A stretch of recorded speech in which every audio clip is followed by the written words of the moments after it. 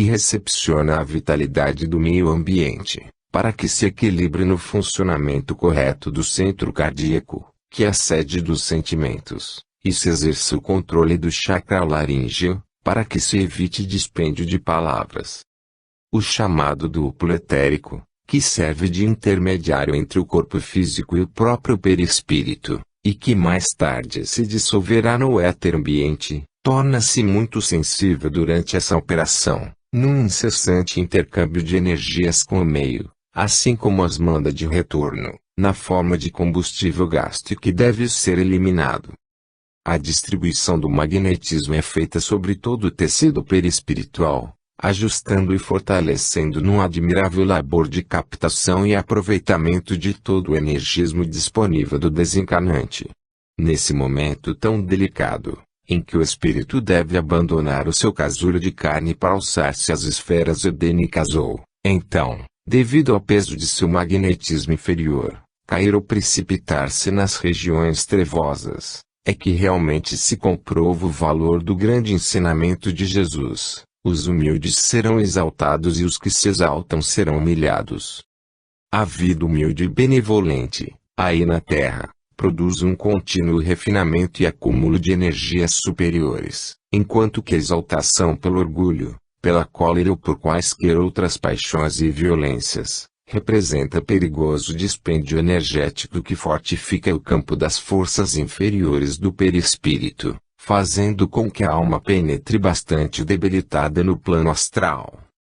Essa distribuição de energias que os técnicos fazem ao longo do corpo do moribundo, que em terapêutica magnética é muito conhecida como passes longitudinais, tem por função isolar todo o sistema nervoso simpático, enquanto outras aplicações condensivas, de magnetismo, insensibilizam o vago e desentranham das vísceras as suas respectivas contrapartes etéricas. Essa operação que insensibiliza e vai suprimindo gradativamente a ação do sistema nervoso, também faz convergir e escoar o magnetismo dos chakras que atuam à altura de cada plexo nervoso, por cujo motivo extingue-se também a possibilidade de movimentos físicos por parte do agonizante, embora os técnicos possam aumentar-lhe a percepção mental e a auscultação psíquica, se for de interesse mantê-lo deliberadamente desperto.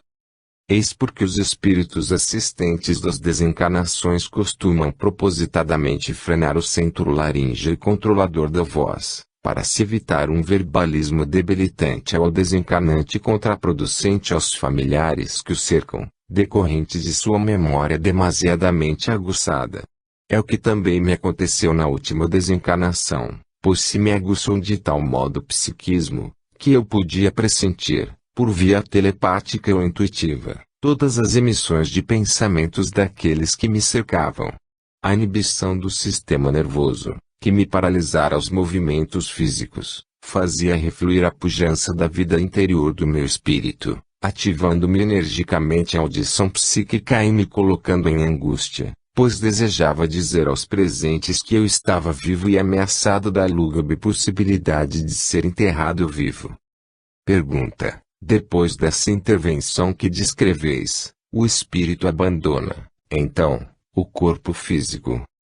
Atanagildo: a desencarnação demanda ainda outras operações complexas, pois a intimidade que se estabeleceu entre o perispírito e o corpo físico, durante alguns anos de vida humana, não pode ser desfeita em poucos minutos de intervenções técnicas do lado de cá. Salvo nos casos de desastres ou mortes violentas, em que a intervenção dos técnicos assistentes se registra só depois da morte do corpo, as demais desencarnações devem se subordinar gradativamente a várias operações liberatórias, em diversas etapas, como tenho observado nas oportunidades que me foram dadas para apreciar o fenômeno. O homem apresenta, fisiologicamente, 3 centros orgânicos que devem merecer a maior atenção durante a desencarnação. Quando se trata dos que merecem assistência espiritual, o centro físico, pelo qual se manifesta o instinto como reação, prazer, dor ou movimento, situado no ventre, a zona da sensação que é o campo das manifestações fisiológicas, o centro astral, pelo qual se manifesta a intuição, em harmonia com o sentimento, conhecido como a zona dos desejos e emoções, situado no tórax, e, finalmente, o centro psíquico mental, localizado no cérebro, que é o mais importante dos três, porque revela a ideia e também tem ligação com o sentimento. É a organização principal pela qual a alma fere os valores da verdade e do erro, assim como pode avaliar o grau de sua própria consciência espiritual em relação com o meio físico. Conforme a natureza favorável ou desfavorável, de utilização, por parte da alma, de cada um desses centros etéreos astrais, que servem de integração do espírito à carne, também variam o tempo do seu desligamento e a intensidade de certas operações que os assistentes presentes realizam à parte. O corpo humano representa apenas a materialização carnal dos sentimentos, ideias e desejos do espírito que, ao se desligar dele, também revela qual foi a sua maior ou menor preferência pelo campo de ação física, emotiva ou mental, no mundo de formas. Qual o músico que se afeiçoa particularmente a um determinado tipo de instrumento? E isso exige que os espíritos assistentes das desencarnações se devotem com mais cuidado e atenção às zonas vitais do corpo por meio das quais o espírito tenha se demorado mais tempo no intercâmbio com o mundo exterior. A desencarnação tem, pois, íntima relação com os objetivos elevados ou prejudiciais que foram acalentados em cada um desses três centros principais de atividade do espírito na matéria, do que resulta o êxito ou a dificuldade na libertação do moribundo. Assim, para que o espírito possa partir livremente para o espaço, não basta que apenas cessem as funções fisiológicas do corpo físico, tais como os movimentos ou as reações de sensibilidade orgânica, mas é preciso que os laços vitais sejam desatados lenta e gradativamente, para o que se exige uma técnica tão melindrosa, que me faz lembrar os cuidados, preocupações e exigências da alta cirurgia do vosso mundo. Logo após o processo magnético que já vos descrevi, os técnicos espirituais costumam operar sobre a zona do plexo solar ou plexo abdominal, como é mais conhecido na técnica médica. Ali é que realmente se localizam as últimas algemas do espírito, constituídas pelas forças físicas pois, assim que são desatados esses ligamentos finais, extravasa deles um conteúdo leitoso, visível a nós, à altura do umbigo e que,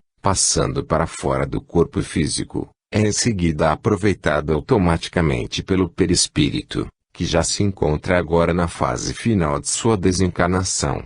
Noto sempre que, em seguida ao fenômeno curioso do extravasamento daquela substância gasosa, de aparência leitosa, dá-se o esfriamento do corpo de carne, a começar mais rapidamente pelos membros inferiores. É o momento em que a família do moribundo muito se aflige, saindo em busca de bolsas de água quente para colocar em seus pés gelados. Desde que os técnicos ativem, então, a sua intervenção desencarnatória, será bastante que apliquem alguns passes magnéticos no centro astral, à altura da região cordial do corpo físico, para que diminua o ritmo funcional do coração e se precipite a agonia.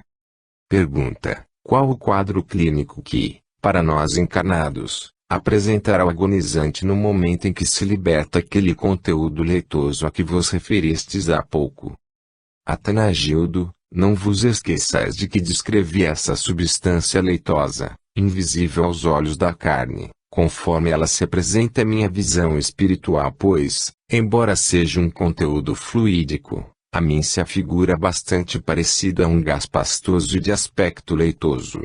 Alguns médiuns videntes, da Terra, quando podem vê-la na sua exsudação durante a desencarnação talvez possam descrevê-la como semelhante a um cone franjado, muito parecido a uma diminuta árvore, principalmente ao tradicional pinheirinho de Natal, tão festejado no Brasil. É uma substância que emerge acima do umbigo e que, ao nível do perispírito, tende a alcançar a garganta, num esforço de projeção triangular, e que, depois de estudada, tira qualquer possibilidade de se prolongar a vida do moribundo. Existem, mesmo, Alguns tipos de médiums que, ao verem astralmente o conteúdo leitoso à altura do ventre do enfermo, sabem perfeitamente que desapareceram quaisquer probabilidades de salvá-lo.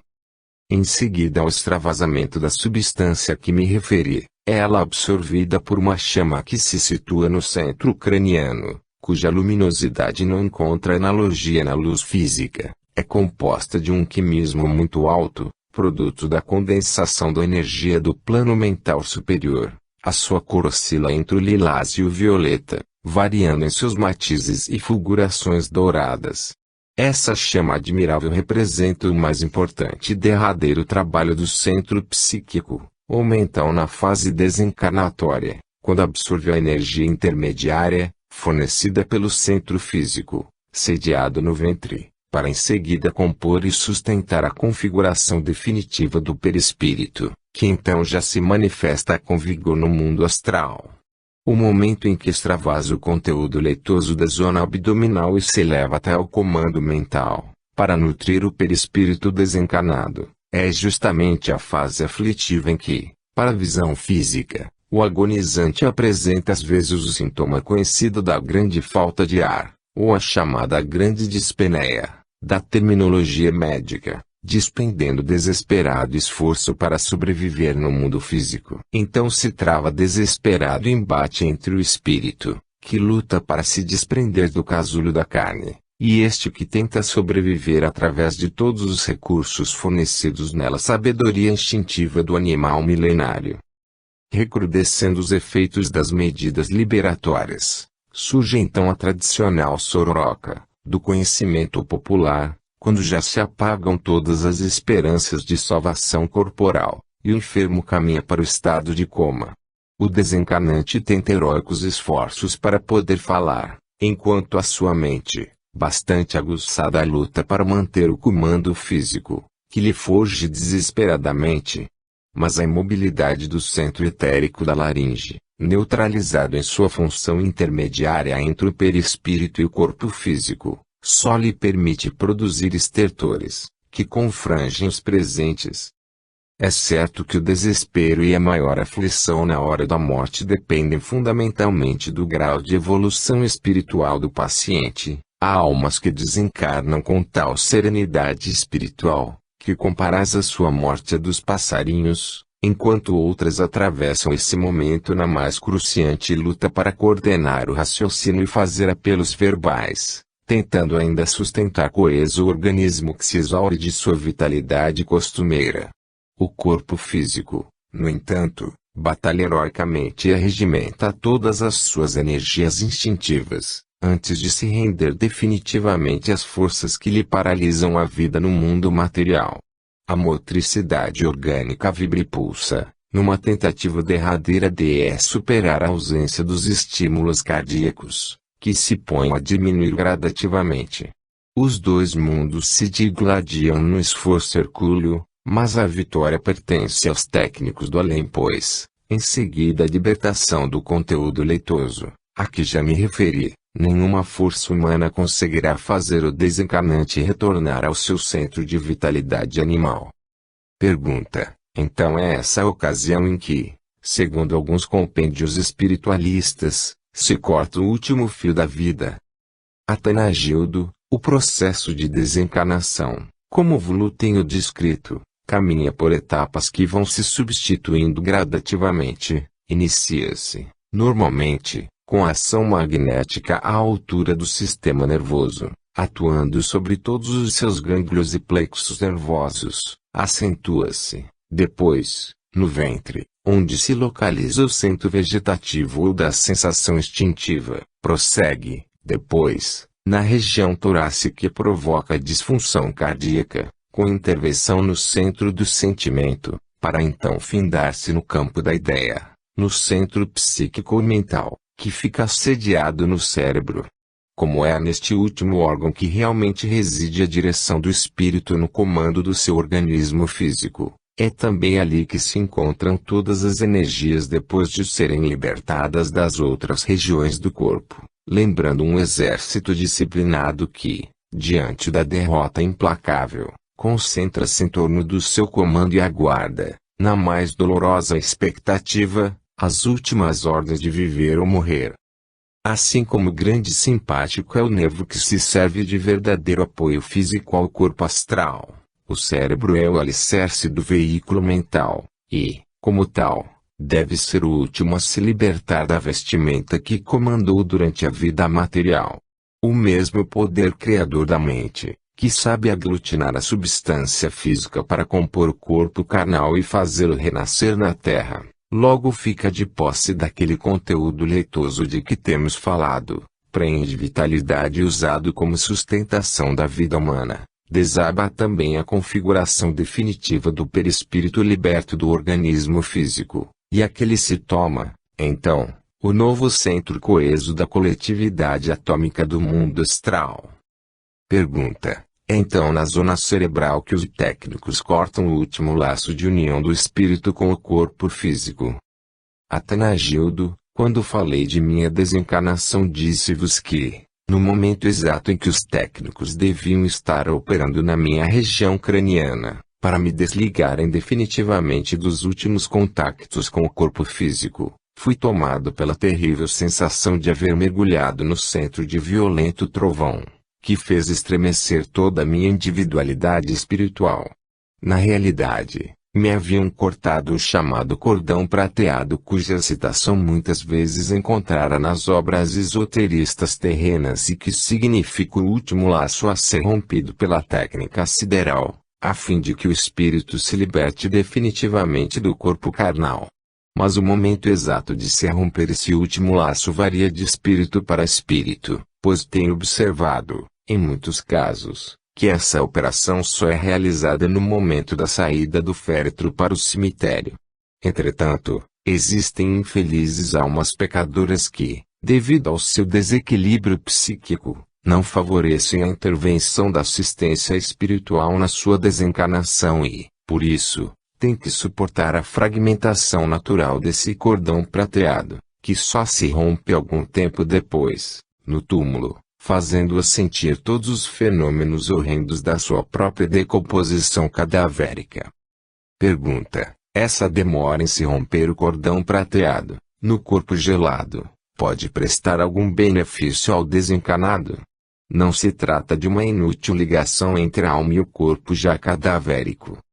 Atanagildo: às vezes, não convém a brusca libertação para a alma passar a atuar imediatamente no mundo astral, pois esse mundo é demasiadamente sutil e plástico às emissões do pensamento, que amplifica e superexcita todos os quadros mentais que ainda se mantêm desordenadamente no perispírito do desencarnado. A permanência mais demorada junto ao corpo físico, embora este se encontre em estado cadavérico, ainda favorece o perispírito no seu intercâmbio energético com o vitalismo natural do meio físico, que flui da própria carne densa e se dissocia no conhecido fenômeno de radiação dispersiva, tão comum a certos minerais, embora suas moléculas de ferro, sódio, magnésio, flúor, cálcio e outras, sejam aglutinadas no sangue por processos diferentes.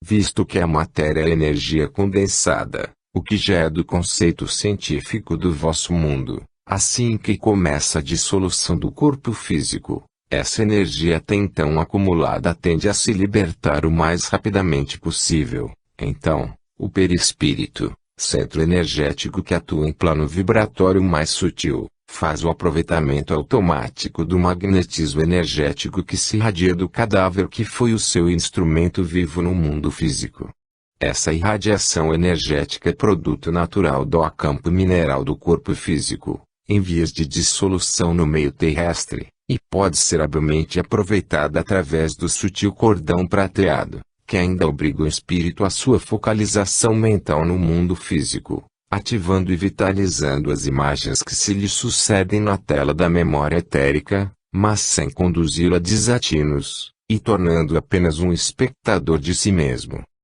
De modo contrário, a liberdade imediata do espírito, no astral, faria recrudescerem vigorosamente as suas evocações mentais, sem o auxílio do corpo físico para atenuá-las no aguçamento psíquico. É óbvio que o espírito benfeitor e a alma cristianizada podem dispensar esses cuidados e as fases de adaptações gradativas ao mundo astral porque, mesmo encarnados, já estão ligados às regiões superiores de paz e ventura, das quais tomam posse definitiva após a morte física. São almas que, por se constituírem em abençoados núcleos de luz e energias superiores, dissolvem os mantos das trevas por onde transitam.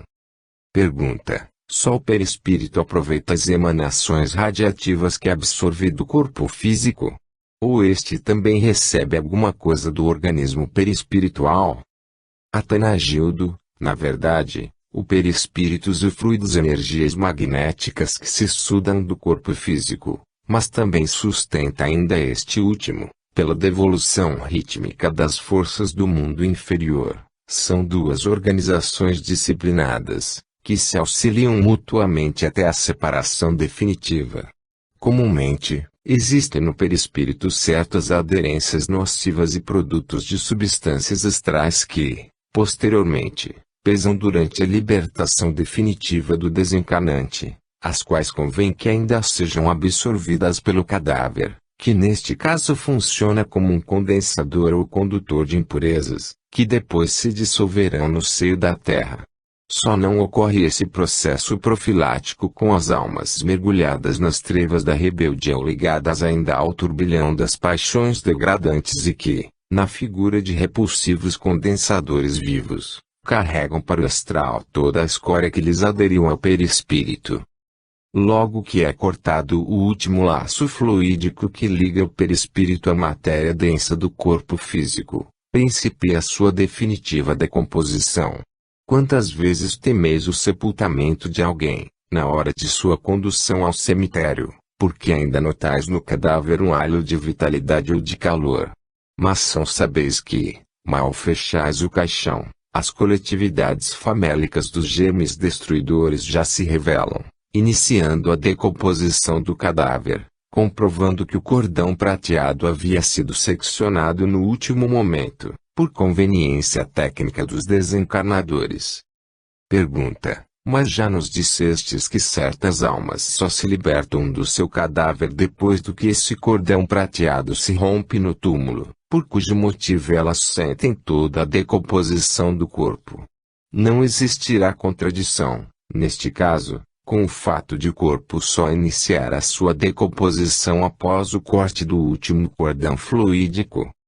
Atanagildo: é evidente que, em caso de incêndio ou de explosão, supondo-se que o corpo do acidentado se desintegre por força de gases ou chamas, a libertação do perispírito se faz de modo súbito e, consequentemente, o cordão prateado se rompe ao expelir os resíduos vitais que se intercambiavam do perispírito para o corpo físico. Mas existe um prazo limitado para se manter essa relação vital entre o perispírito e o cadáver, depois do que principia a desintegração natural, pela falta de coesão molecular e, também, devido à fauna microbiana que, à maneira de exércitos famélicos, que rompem o cerco de uma cidade e se entregam a toda sorte de torpezas e destruições, ataca o cadáver para devorá-lo.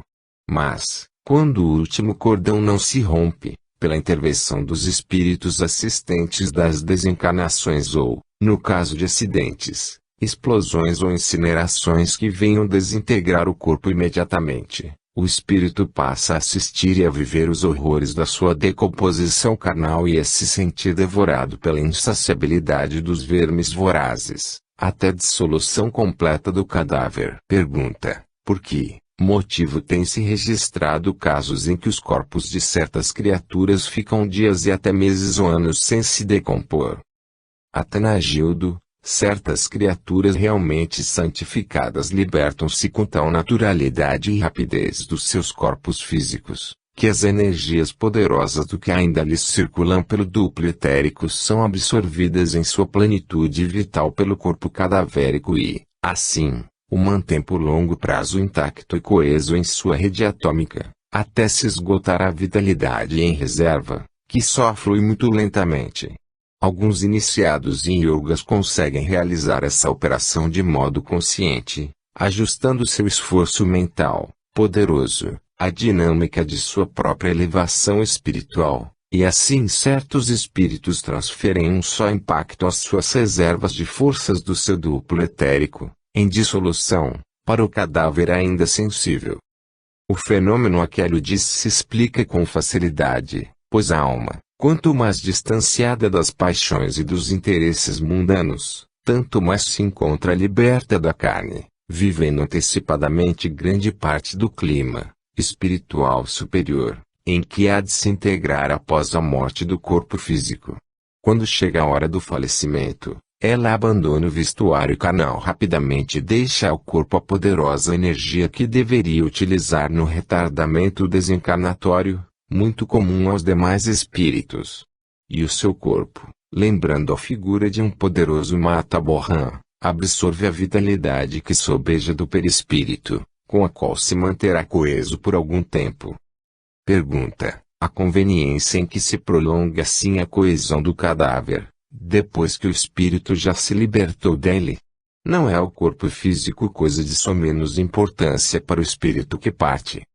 Atanagildo: não é o espírito quem prolonga a coesão do cadáver que abandonou. Isso se dá para que fique demonstrado aos encarnados que a santidade da alma é energia criadora de vida, pois consegue manter estável até o próprio cadáver. Para o espírito purificado, pouco importa que o corpo se desintegre ou não, é a própria lei de correspondência vibratória e de aproveitamento cósmico que age, fazendo com que as energias puras, daqueles que viveram integrados à vida e à verdade, sejam resguardadas no cofre do seu organismo de carne e purifiquem até o próprio meio onde são depositadas. Sob um campo magnético elevado, as coletividades microbianas inferiores não podem progredir, pois ainda não passam de forças de vida que só se apuram sob o energismo da luz criadora.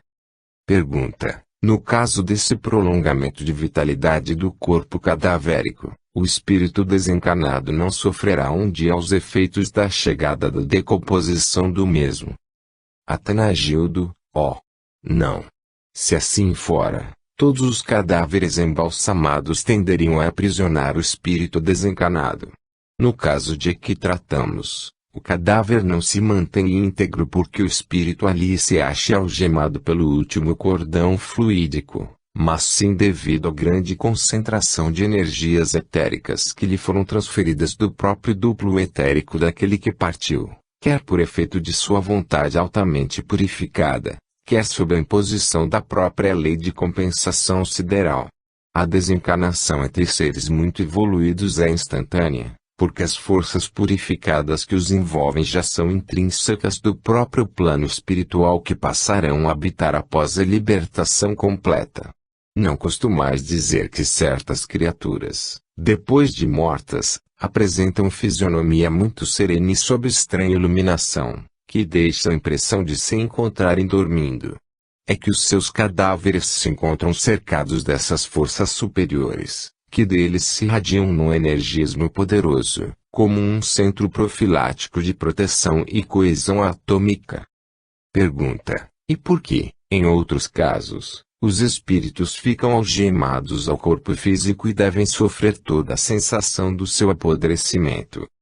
Atanagildo: é porque se trata de almas pervertidas pelo emprego de energias degradantes, que viveram apenas o reinado das paixões aviltantes e dos crimes contra a integridade espiritual. Seus corpos se transformam em cadáveres chumbados às energias do astral inferior que, em sua reciprocidade circulatória, adensam e fortificam o cordão prateado que liga o perispírito ao corpo saturado de magnetismo repulsivo. Em vez de se colocarem em um campo de energias sutis, delicadas e libertadoras, como no caso das almas santificadas, centralizam-se num poderoso núcleo de forças primárias, escravizantes e profundamente atrativas para o mundo animal. O perispírito, então, fica agrilhoado ao cadáver, do qual só então, a alma vê-se obrigada a presenciar o quadro pavoroso dos vermes que devoram o corpo que ela mesma degradou, pois este não passava de um condensador de forças deletérias,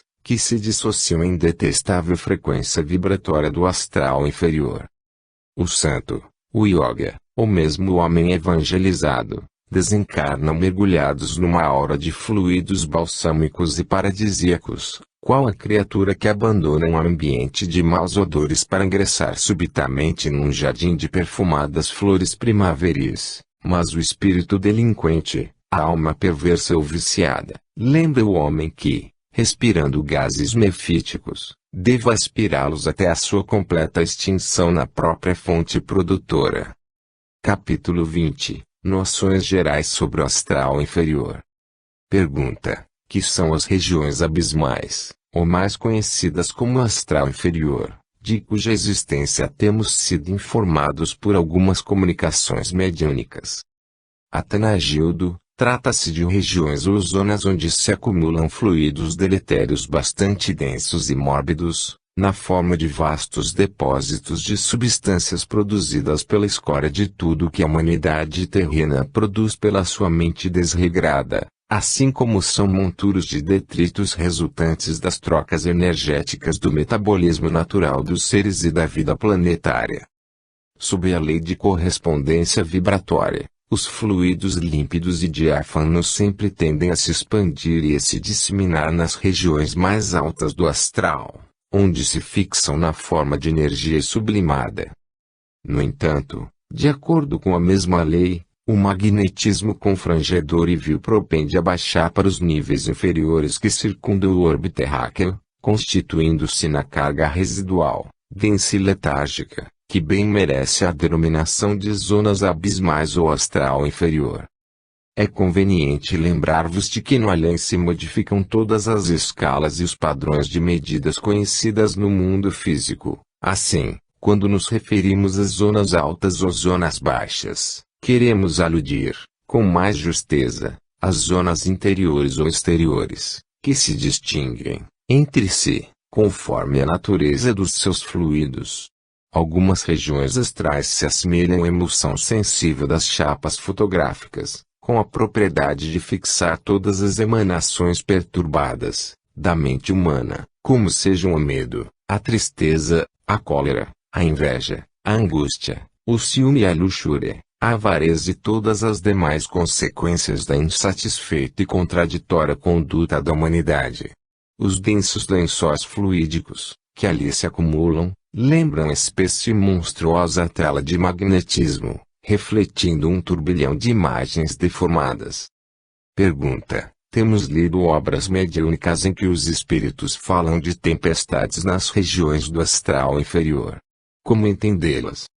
Atanagildo: ali existem espessas sombras que se movem constantemente, sob a fantástica dinamização, em consequência dos impulsos degradantes e agressivos das almas culposas situadas em seu seio. Certas vezes, quando a agitação dos desencarnados é excessiva, dando lugar a repercussões mentais, que se congregam às dos encarnados, formando terríveis surtos de ódio e crueldade, quais avalanches projetadas pelas paixões desordenadas, formam-se no astral inferior verdadeiros tufões e redemoinhos de substância trevosa, que se projeta em torvelinhos sufocantes, como se fora violenta tempestade de areia negra e viscosa. Essas regiões perturbadas ficam bem próximas da crosta terráquea, por cujo motivo os espíritos benfeitores que as visitam em serviço assistencial são por vezes prejudicados, pois durante os surtos de violência, a matéria denegrida agride-lhes o delicado perispírito. Pergunta: podem-se registrar, no meio astral inferior, acidentes geográficos em condições semelhantes às que costumam se verificar no solo terráqueo? Não se tratará apenas de situações virtuais criadas pelo vigor da mente desencarnada? Atanagildo: por que não? Embora estejamos em plano vibratório diferente do da matéria sólida, a relatividade entre o meio e o agente é semelhante ao que ocorre convosco na crosta. Assim como na Terra se formam sulcos, vales, oceanos, campinas, montanhas e vegetação variada, também no astral se configuram as formas com seus contrastes e pontos de apoio, necessários às mútuas relações da alma com o meio, embora reguladas por leis diferentes das do plano físico. As regiões inferiores, do astral, se nos apresentam de uma solidez quase impenetrável e formadas de abismos, desfiladeiros, mataria inóspita, rios, lagos e caminhos agressivos, tudo de natureza atemorizante e deformada, sem a graça da paisagem terrena. Enquanto na metrópole do grande coração os rios e os riachos que banham a cidade são fontes de água cristalina e de fragrância inesquecível, nas regiões inferiores as correntes d'água são escuras, cálidas e sujas, transandando um odor de detritos e emitindo vapores sulfurosos. Daí o motivo do sofrimento dantesco é que se sujeitam as almas que são atraídas e caem nessas zonas sem poder se orientar para delas saírem, sendo vítimas dos mais enganadores fenômenos, nas suas relações como o meio. Mergulham nas sombras aterradoras e sufocam-se em imundos detritos aeriformes, vendo-se traídas nas mais comezinhas necessidades fisiológicas do seu perispírito. Então clamam por alimento, água, sono, repouso e abrigo, enquanto os seus impiedosos adversários, treinados nas sombras, esgotam-lhes todas as reservas de coragem, esperança e alívio, vampirizando-se sobre o mais humilhante estado de sofrimento moral e espiritual. Pergunta: não seria bom que os espíritos que vivem no astral inferior pudessem visitar as comunidades mais elevadas, a fim de conhecerem o júbilo da vida superior e se incentivarem para a renovação espiritual? Atenagildo: apesar dos grandes sacrifícios a que nos submetemos, quando em tarefas de socorro ou de treinamento espiritual, costumamos descer as furnas do astral inferior, mas assim mesmo nos é muito mais fácil baixar ao seio das sombras, do que os espíritos trevosos ou sofredores poderem subir até as regiões elevadas, onde se situam as instituições angélicas. Entre eles há espíritos diabólicos que, em magotes ameaçadores, costumam atacar os postos e agrupamentos socorristas existentes nas proximidades das zonas sombrias, mas mal conseguem se aproximar, pois são tolhidos pelos aparelhamentos defensivos à base de emissões eletromagnéticas. Para baixar as regiões inferiores, temos que revestir o nosso perispírito com um verdadeiro escafandro de fluidos densos, que o coloque em sintonia com o meio compacto, ao mesmo tempo que nos esforçamos para esconder a nossa procedência e despojarmos-nos de todas as aparências e credenciais superiores, que possam nos identificar perante as multidões e os administradores das cidades subvertidas.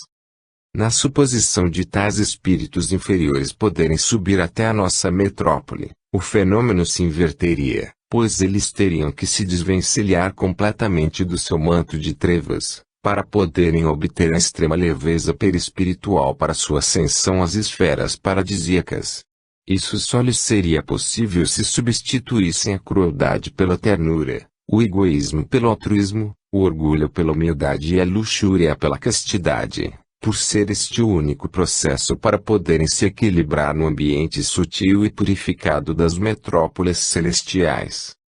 Se eles pudessem fazer isso, há muito que já estariam completamente renovados, podendo se elevar por si mesmos, sem necessidade de quaisquer estímulos ou incentivos superiores. Mas a maturidade espiritual não se consegue a toque de magia, é realização paulatina e comumente conseguida sob o aprendizado da dor e do sofrimento, devido à costumeira violação à lei kármica. No entanto, a nossa descida ao astral inferior é acontecimento perfeitamente viável e compreensível, porque se verifica de modo diferente, uma vez que a fazemos pelo alto sacrifício e pela redução de nossa frequência vibratória familiar. Sob o potencial de nossa vontade concentramos as forças internas do espírito, num esforço redutor, para nos tornarmos cada vez mais pequeninos, e assim podermos ir ao encontro dos nossos irmãos faltosos para com a lei divina.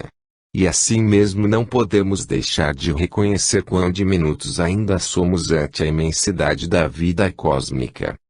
A convicção sincera e humilde da grandeza de Deus e do infinito, porquanto, realmente não passamos de inexpressivo grão de areia sideral, muito nos ajuda para o êxito dessa aproximação vibratória com os espíritos ainda impermeabilizados contra o influxo da luz eterna, que entretanto lhes emana da própria alma. Pergunta: os espíritos superiores que transitam pelo astral inferior estão a par de todas as surpresas e fenômenos que ocorrem na região?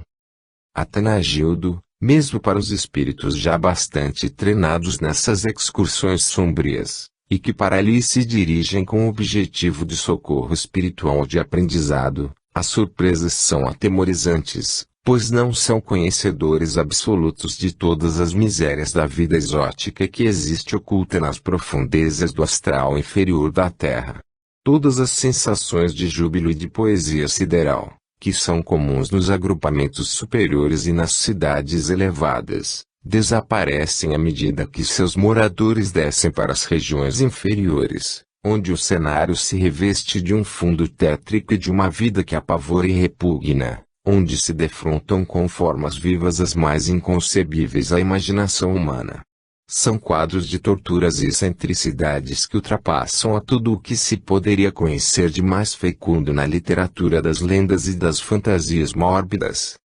Pergunta: qual a vossa sensação ou estado de espírito, ao penetrardes nessas regiões inferiores?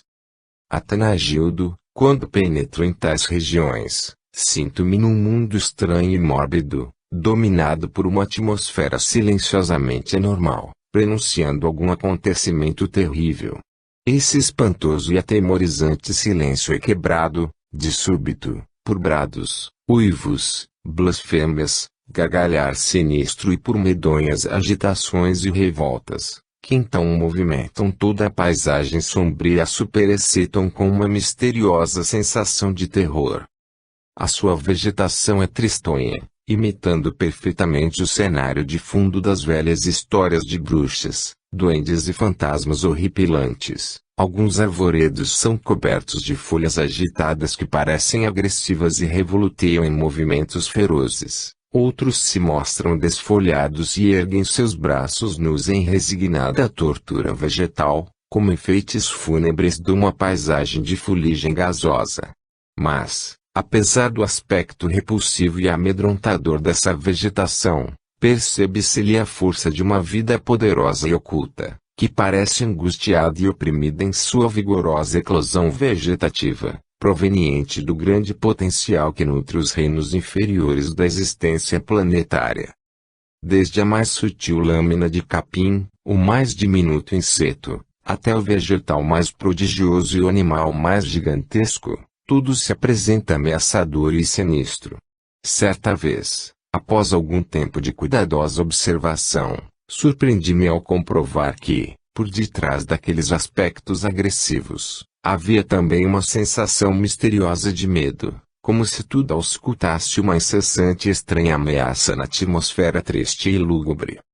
Embora eu não possa comparar fielmente estes acontecimentos do astral inferior aos fenômenos semelhantes que ocorrem na superfície terrena, devo dizer-vos que, em face do silêncio mórbido e absoluto de certas zonas que visitei, sentia-me tomado por estranha sensação de perigo à vista, muito embora ignorasse a sua origem e razão. Algumas vezes comparei ao que precede as grandes tempestades quando, depois da quietude e da calmaria, eclode a cólera da natureza, o solo é varrido da violência do tufão e a paisagem é fustigada pela tormenta impressionante. Apesar da familiaridade com que vou enfrentando todas as surpresas do mundo astral, ainda não posso deixar de me impressionar com esse misterioso silêncio que preludia o turbilhão de uma vida avassalante e agressiva no astral inferior. A vegetação, os animais e as aves que vivem nessa região obscura do astral e repleta de formas temerosas e instáveis, parecem manter entre si uma atitude estranha, como que a se protegerem de qualquer coisa que lhes causa muito medo e angústia. Então procuram vencer o medo produzido pelo ambiente misterioso, que os cerca, por meio de outro medo mútuo que encobrem, numa atitude defensiva. Pergunta: a que atribuís essa sensação de angústia e ao mesmo tempo de medo, que notastes no ambiente astral inferior? Atanagildo: É conveniente não esquecerdes de que vos estou dando as minhas impressões pessoais sobre a natureza do mundo astral inferior, dentro do meu conhecimento e das minhas atuais reações psicológicas. É evidente que outros espíritos que foram submetidos à mesma experimentação poderão vos oferecer considerações e relatos bem mais lógicos, em face de seus conhecimentos avançados e muito além das minhas singelas concepções particulares. Não guardo a presunção de possuir melhores conhecimentos do que os que possuem outras almas da metrópole do grande coração, assim como não quero sugerir-vos que sou demasiadamente sensível e impressionado pelos fenômenos relatados. Mas acredito que o pavor, a angústia e, ao mesmo tempo, a misteriosa ameaça que paira em toda a região do astral sombrio e se estende aparentemente por todos os seus habitantes excêntricos, deve ter sua origem nas emanações mentais inferiores, de perversidade, ciúme, desespero, ódio, inveja e demais paixões aviltantes, que provém da maior parte da humanidade ali existente.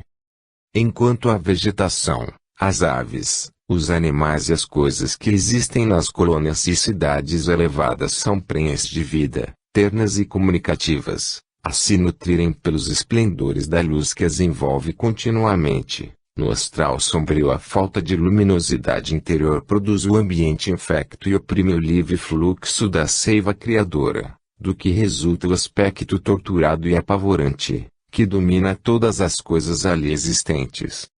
Desde que a luz, em nossa metrópole, renove e purifica as nossas próprias relações com o meio e os seres vivos, tornando-os num admirável prolongamento comunicativo de nós mesmos, é de imaginar que a falta de luz, nas regiões infelizes, incentiva ao máximo o egoísmo e a impiedade, como que a proteger a própria personalidade inferior, para que possa sobreviver num meio tão hostil à própria vida.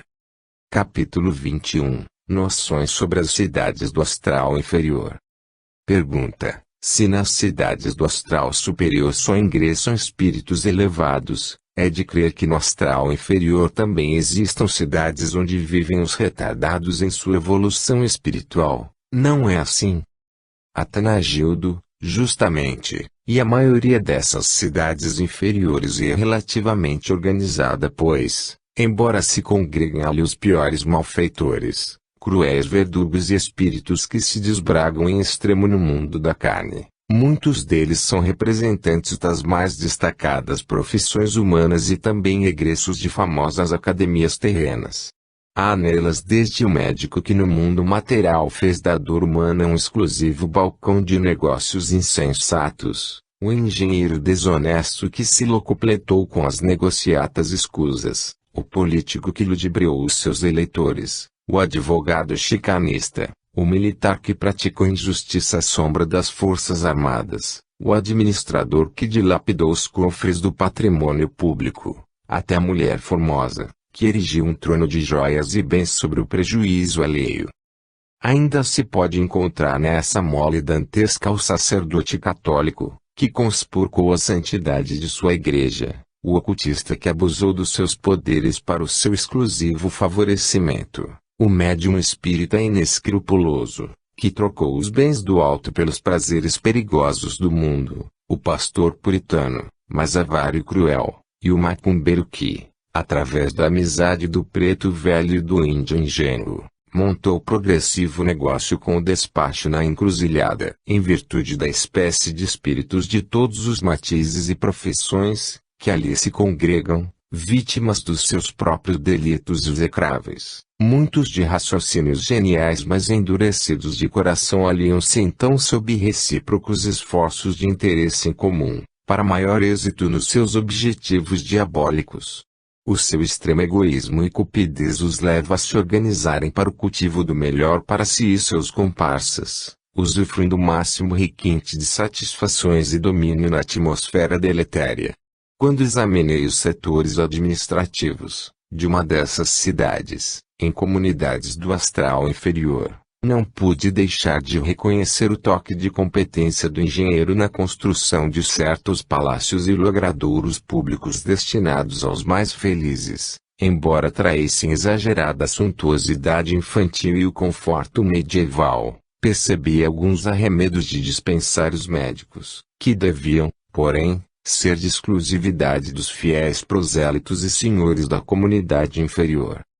Identifiquei também, ali, um serviço algo eficiente de iluminação esbraseada, provinda de alguma usina funcionando à base de elemento eletromagnético e muito comum no meio astral.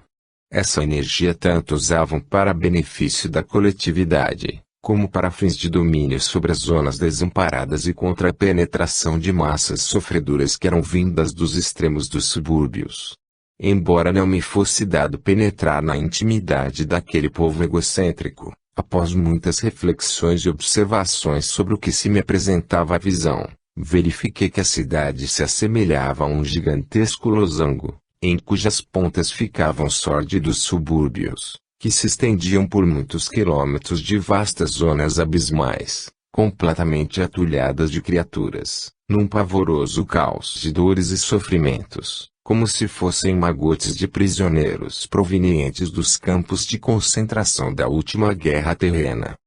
A nenhum desses infelizes era permitido ingressar no suntuoso perímetro onde se localizavam os edifícios públicos de importância e as vivendas ostensivas dos privilegiados da estranha metrópole. Constantemente, a turba de impiedosos policiais arregimentados pela direção da cidade, e sob o mais sádico barbarismo, expulsava chicotadas magotes de infelizes que, desesperadamente, tentavam penetrar pelas vielas adentro, para atingir o perímetro aristocrático. Era um espetáculo de terrível crueldade, azorragavam-se mulheres e homens que, embora já se encontrassem na mais negra fase de miséria e descalabro psíquico, ainda recebiam atordoante chuva de impropérios e vergastadas cruciantes. Pergunta: donde provém essa multidão de criaturas miseravelmente amontoadas nos subúrbios da cidade? Atanagildo: certa parte foi para ali enxotada, depois de ter servido como repasto deletério em processos infames, que ainda é prematuro revelar. Outra parte significa reserva mórbida, recém-chegada, em fase de aproveitamento, e que os fiéis não tardarão em auscultar para endereçá-la ao serviço diabólico da obsessão metodizada. Aqueles que já foram esgotados sob nefandos propósitos, eles abandonam e enxotam para as fumas tenebrosas de répteis e vermes das matas circunvizinhas do astral inóspito, enquanto novas levas, que compensam a carga exaurida, destinam seus abomináveis processos de vampirização e nutrição vital nos labores de ataques aos encanados. Depois de avançados trabalhos de magia, os técnicos das sombras colam os espíritos doentes e recém-chegados ao perispírito daqueles que foram visados para a obsessão na Terra, quer a pedido de magos negros ou feiticeiros da Terra, quer por interesse da comunidade astral. Então esses infelizes desencanados ficam jungidos à organização perispiritual dos terrenos, desempenhando a tenebrosa tarefa de transmitir ou filtrar para o corpo da vítima encanados miasmas da própria moléstia que os vitimara na carne. É por isso que a medicina terrena se vê impotente ante estranhas enfermidades incuráveis e quadros patológicos desanimadores, pois a causa principal quase sempre reside na sacolagem perispiritual entre um desencanado enfermo e um encanado sadio, em face da invigilância moral e evangélica deste último. Quando os malfeitores das sombras envolvem a criatura, devido à sua negligência espiritual e escravidão às paixões aniquilantes, só as forças íntimas da oração e a renovação espiritual imediata que realmente poderão efetuar a libertação da obsessão ou do vampirismo, que não será conseguida de modo algum com injeções, drágeas ou cirurgia intempestiva. Pergunta: qual a melhor ideia que poderíamos fazer desse perímetro, onde se situam os conjuntos de edificações mais aristocráticas da cidade?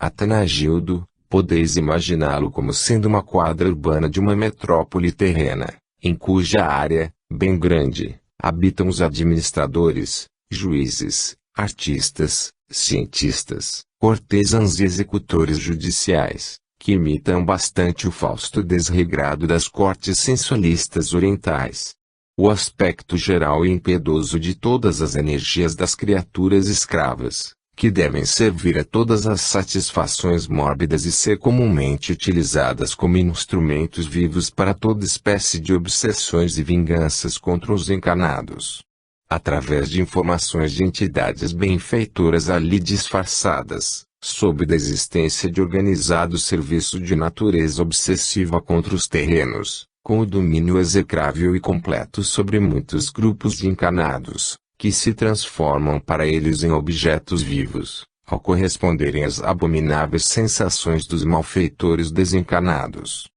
Pergunta: quais as formas ou tipos desses palácios ou edifícios públicos? Atanagildo: estou descrevendo a natureza da cidade do astral inferior que mais tenho visitado em minhas excursões socorristas. Quando, pela primeira vez, obtive permissão para penetrar em seu interior, com o auxílio de um espírito benfeitor ali disfarçado como habitante e cooperador do serviço público, deparei com encorpados palácios e edificações exóticas, separados por grandes blocos de residências aristocráticas, que se estendiam marginando ruas largas e praças decoradas às vezes com certo gosto, mas com espessa vegetação verde escura, rija e parecida às fibras da piaçaba brasileira. Os canteiros estavam bem cuidados pelo braço escravo, e repletos de flores estranhas, fazendo-me recordar a certos espécimes florais do Brasil, onde atraem os insetos, pelo seu perfume selvático, e depois os devoram aprisionados nas suas corolas. Surpreendeu-me, também, a grande quantidade de cactos formando rigorosos círculos protetores em torno dos canteiros ajardinados, e que se apresentavam pródigos de flores, umas de vermelho vivo e outras amarelas como gema de ovo, do arvoredo baixo, que parecia comprimir a atmosfera contra o solo duro e granulado. Pendiam numerosas espécies parasitárias, exudando um perfume atraente mas perturbador. Mais tarde, em novas excursões, observei melhor os locais onde se achava aquela prodigalidade de flores mergulhadas na atmosfera silenciosa do arvoredo baixo e grosso, que mais se pareciam a pequenos bosques do que jardins floridos. Ali tudo traía o vigor e ostensividade de uma natureza selvagem, cuja vida em alto potencial parecia explodir a todo momento, o tipo grosseiro das flores parasitárias, a rudeza de aspecto do cactus, que decorava um cenário de um verde escuro com pinceladas vivas do vermelho flamejante emoldurado pelo amarelo exótico, eram bem a prova da força vigorosa do astral inferior, que fluía pelas formas decorativas, criando uma beleza brutal e fugitivamente ameaçadora. Pergunta: e sobre a higiene dessa cidade que visitastes, que podeis nos dizer? Atanagildo: ali existe certo trato e cuidados higiênicos, o que impressiona mal eu gosto pelas cores berrantes e principalmente a acentuada predileção pelo vermelho que, mesmo na terra, é símbolo da força instintiva inferior e a cor do sangue, que lembra tragédias sanguinárias. Mas, em torno das criações ali existentes, sempre transparecia certa austeridade muito própria dos povos conservadores, orgulhosos e tradicionalistas. Observei que os moradores não sentiam a opressão e a angústia que me tomavam perispírito e que provinha da atmosfera ambiente, muito densa. No Brasil, costuma-se denominar de mormaço essa atmosfera opressiva e fatigante, que muitas vezes se registra antes da tempestade próxima. O ar denso, em demasia, nessa cidade, dificulta a própria filtração da luz solar, pois o astro-rei se me afigurava um disco sanguíneo e oprimido a pairar num céu tórrido. À noite, devido à luz débil do aparelhamento da usina eletromagnética e insuficiente para toda a cidade, esta se socorre de outra luz artificial, conseguida pelo processo primitivo da queima de energias estralinas, aprisionadas em tubos de vidro parecidos aos lampiões de querosene das cidades coloniais do Brasil. Em alguns pontos mais obscuros, e nos desvãos sombrios dos logradouros, vi achotes grandes, que distribuíam uma luminosidade afogueada, mas sem resina ou fumaça.